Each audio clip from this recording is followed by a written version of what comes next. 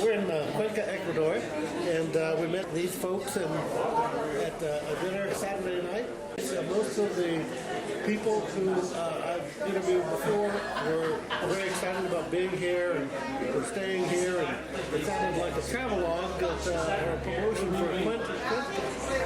And so these folks are leaving, and we wanted to talk a little bit about their experience here, why they came in the first place, and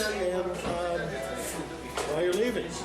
Okay, so why don't we start with some background. We were talking earlier, you all are from Lovett, Texas. Yes. And tell us about your background. I was a stay-at-home mom for well, we've been married almost 35 years, and I was, I have 4 kids, 4 grandkids. It's kind of hard to be away from family, we still have, my mom's still alive, and I just feel like I need to be home right now. And you've lived other places overseas, though, right? Yes. Tell us a little bit about that. Well, we lived in Qatar when Mike was working over there, and it was interesting. Of course, there was I had a lot more women friends that we would play games. We'd play cards, or we'd go shopping or stuff like that, and it's a trade-off. You give up. It felt like social life was a little more comfortable for you there. There, yes. And why do you think it was? It was a little bit more. It was more modern there. Okay. It was a lot more. Here is just still backwards, So how did Mike talk you into coming here? He retired. He got in a car accident, actually, and it made him realize that sometimes life's too short. And we kind of have a little adventurous streak in us, so we decided to try it. We tried it. We were done with it, and we're ready to go. How long have you been there? It will be 2 years in December. We'll have been here this December. And I think you mentioned you've been renting a house a little bit out in the country. Outside of the city, because we lived in the city for a year, and I did not. It was just too noisy. All night long you hear car alarms, you hear dogs barking, you hear people, partying, popping firecrackers, in the middle of the night. It's crazy. And there's no respect for other people. So did you live you didn't live in Gringo Land? Yeah, we live near Gringo Land. And it's noisy even there? Oh, yes. Yes. Anything close to Fiera Libre is very noisy, So, Mike, tell us about how you went about finding a house here and what motivated you to come down this way. As I said, I wasn't real happy with my job and decided to leave work a little early, and I was fortunate enough to be able to save a little money. I worked for Chevron Phillips and a few other companies over the years, and we decided that after I got hurt while I was recuperating, I had enough. So we fell for the international living thing, to where everything is wonderful here. This is a Shangri-La, and it's not a Shangri-La. You get here and it's a big trade-off, and we found out right off the bat, leaving at my age at 57, I don't get the benefits. I don't get the IESS return. I don't get the cheap plane fares. Explain what that is. The IESS is your tax. You get back a certain amount on what you pay in tax. Your VAT tax that you pay. Right. Your IBA, yeah. And we don't get the plane fares cheap, a heck percent, because we're not 65, so we don't reap a lot of the benefits. And a lot of people we've met, to be honest, is a lot of them are on their 3rd, 4th, 5th marriage. They're very separated from their children. So this is the best of a bad situation in a lot of places from what we've seen and people we've talked to. A lot of people don't have the money to go back to the States because it is very expensive, A lot of people are living on Social Security here, and you can, but it's a trade-off on where you live and what you do. Like I say, they say you can live on $1,200, $1,300 a month, but let me tell you something. That's a Spartan existence, and it's strictly almuezo, and you can forget about going home to visit. It costs too much.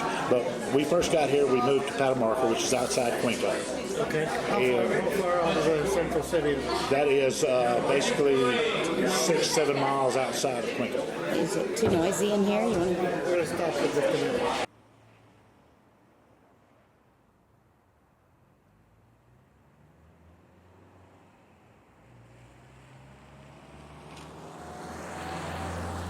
I'm just saying that they're not as money oriented and goal oriented as we are in the U.S. because they weren't taught that way. They're if there's something more important, then we'll open up when we can. And they don't realize that the gringos come in there and you're supposed to be open at 12 and you're not open.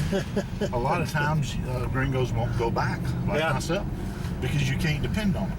Well, we just stopped at Common Grounds where we were going to meet, and it said opened at 8 in the morning, and there wasn't a soul in sight. And today it's not even Monday. I know a lot of times restaurants close on Monday, but this one was supposed to be open. So yeah, Monday is most of the time. A lot of restaurants are closed on Mondays.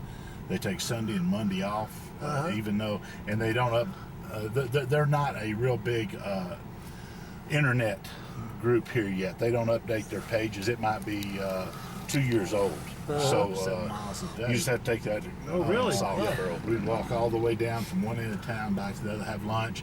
And it's always tough walking back because you're always walking back uphill, it seems like. well, no wonder you lost 60 pounds or something. That and you eat a lot of chicken here because the beef is so tough. Yeah. Beef here, if you really look at it, I come from a beef area. Beef here is old milk cows.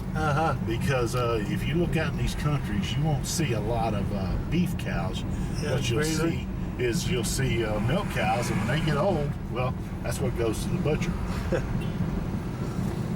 Well, the chicken seems really good here. Chicken is excellent here. It's one of the best things you can get. And because it doesn't have all the preservatives, and they're huge chickens too. There's some Yeah. Well, Sharon said she's never had Kentucky Fried Chicken before, and we had it here last night, and it was really good. The reason we did is because none of the restaurants were open, so we figured. Mondays, most of your breakfast restaurants are closed. And now Bananas is the place to go eat. See, I think it's open today. Good. And Sunday night, I know they're. Sunday after 3 o'clock, a lot of places closed down as well. Exactly. Kind of in some way, can you summarize why you're going home? So We came here actually as an extended vacation. My 401k was catching a 10% penalty on it plus tax. So we came here to live a little cheaper, get with another culture, and kind of grow into a live seat and meet more people and do a few things. And because we had been told by everything you read about international living that you can live here on $1 a day, and found out that is not true, and they get a lot of people thinking this is paradise. Well, it's not paradise, because if you still have family, if you still have things you like to do, sporting events and stuff, you get here and you realize that once the honeymoon phase is over, then you're here and your children are not. It's expensive to fly home. There's very little. There's no golf hardly. There's the fishing is only small trout. And when you've lived in places you do a lot of outdoor activities, you start feeling like the walls are coming in on you. Yeah. And especially if you have your children you're close to, you realize your wife is miserable most of the time. And at our age, we're not getting the benefits of the half-price hunting tickets. We're not getting the IVA. because you're not 65. I'm not 65, I'm 59. But this enabled us to save a little money, have some fun, meet a lot of people, and enjoy a lifestyle and meet another culture that very few people know about. And a lot of perception of the people I worked with were they were going to put me in a big pot as soon as I got here, and all the cannibals would see me, and I'd be the first thing they'd eat. Well, it's nothing like that here. I've met so many nice people, so many friendly people. It's like that all over the world. So it's been a good mixed experience for you, Yes, it has. but you're ready to go home now. Yes, we've had, like I say, once you go through your scheduler process, your immigration papers, that is very trying. And there's a lot of people I know that just couldn't handle it and go through it because there's a lot of paperwork involved, a lot of red tape, and this country loves paperwork. You have to have triplicate and stuff. So sometimes you go to the immigration office 5, 6, 7 times to get everything correct. We're going through that experience currently. Sharon and I did go to the resident immigration office and found out what we have to do, and it sounds like there's a lot of notarization and translation that has to be done during that process. Yes. Especially if you want to do it yourself. It's quite a bit of work. Exactly. So, finish this sentence for me. One of the things I really like about living in Cuenca is? One of the things I like about it, it's you can walk the whole city. The temperatures are fantastic. I come from southeast Texas where it's hot. Everything is stretched out. Here you can make a walk of the whole city and see some things, have a good time, go out and eat. And there's a tight-knit gringo group here. Or if you want to get with the locals, if you speak Spanish, it opens up the people you meet by 100%. So and that's one of the best things I like, the temperature and the being able to walk wherever I want. I don't really have to have a car in town. Okay. How was the food? The food is completely different. I come from one of the best places in the world, Tex-Mex and Cajun, on the Louisiana border. After I got used to it, what we call it the spinning chicken, it's rotating chicken. You see that everywhere. And they are huge chickens, and they don't use the hormones aren't in them.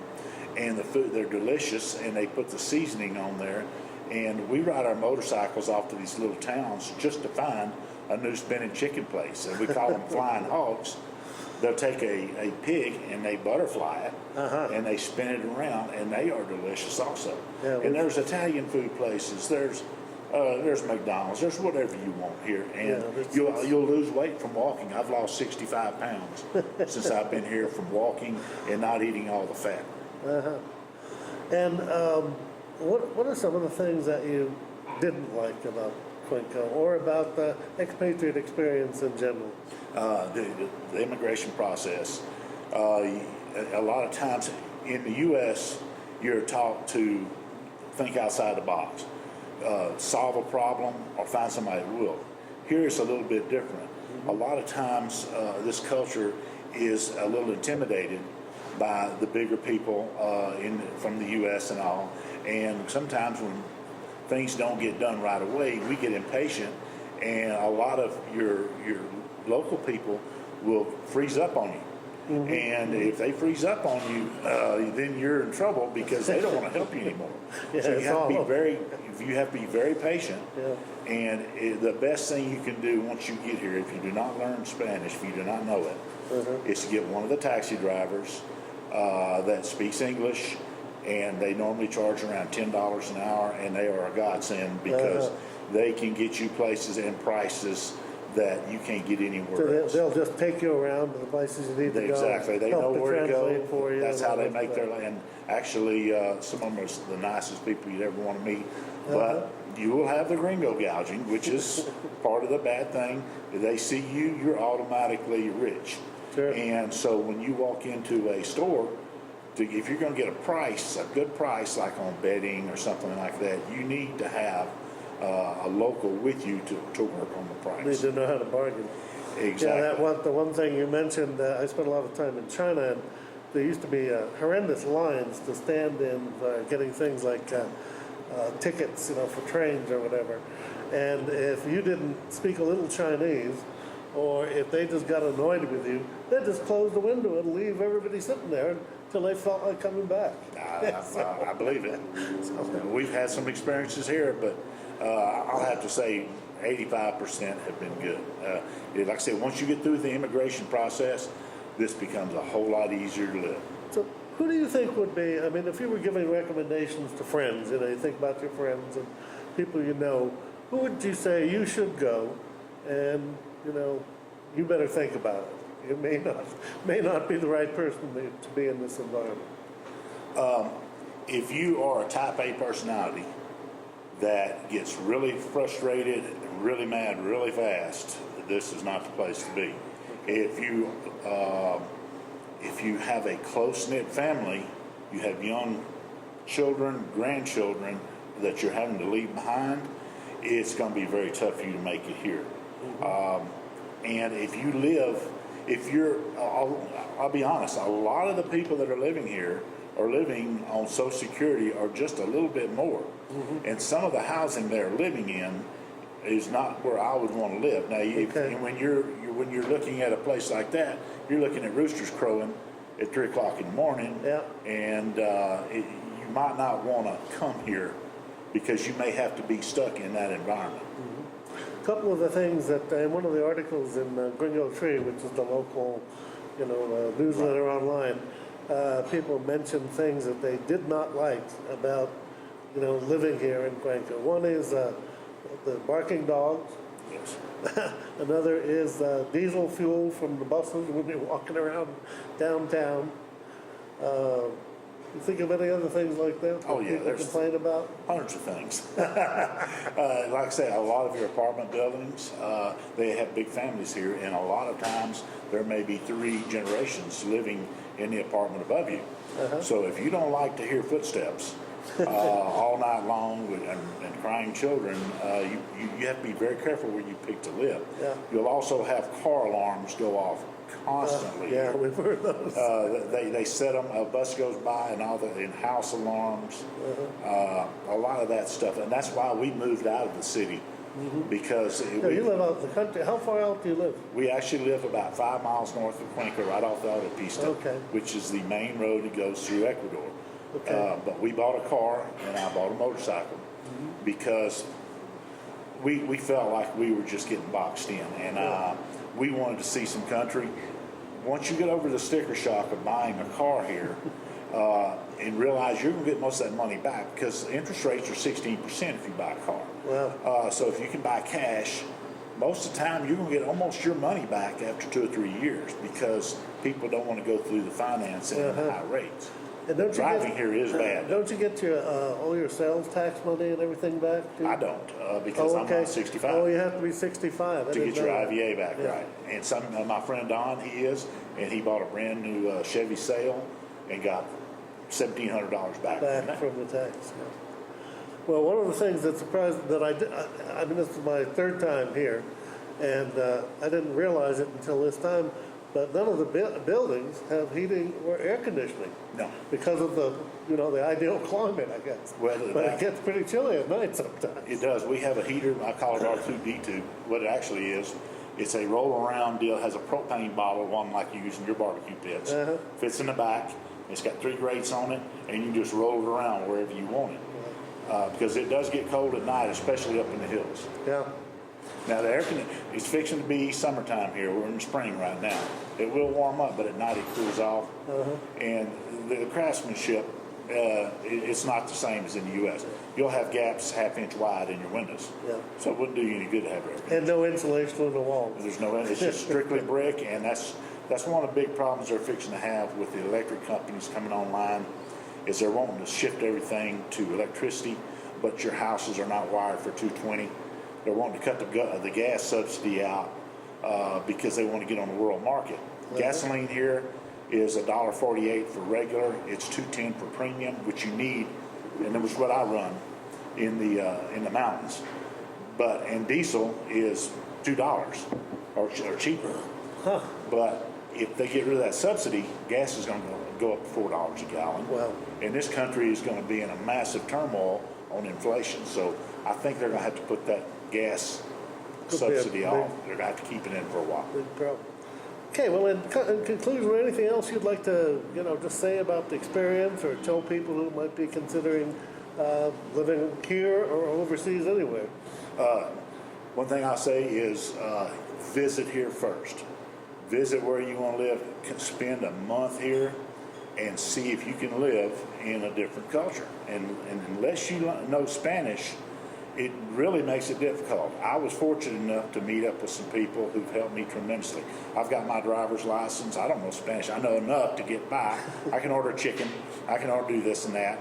And I learned key questions on my test for driving, so I could pass all that. So you need to come see where you're going to stay, where you're going to be. And if you ship a container, they're very expensive. So sometimes it might be better to buy a storage building back home like I did, put your stuff in it, and buy your stuff here, because you can get some good deals here on log furniture. So yeah, what are you doing now? Did you actually buy your house that you're in? No, now? I'm renting here. Okay, renting, The average rent for is anywhere from $250 to $650. Here, I think we pay $500 a month. We live outside the city. It's completely walled. It's got bedroom, electric 2 baths. fences. Yes, it's got a huge porch, a yard for our pets, which is sometimes if you bring a pet, that's another thing. A lot of places won't take pets, so sometimes it limits you where you can live. It's been our landlords we are at now in Chayabama are some of the best people you'd ever want to meet. We are very fortunate to have found that house. Well, thanks very much, Mike. I appreciate it, and hopefully we'll get this up on YouTube before too long to share your thoughts and ideas. And thank your wife. I know she's not here now; that she's already going back, but she did participate in the earlier part of our interview, so we'll pass our thanks on to her. Okay, Okay, thank you. man, thank you.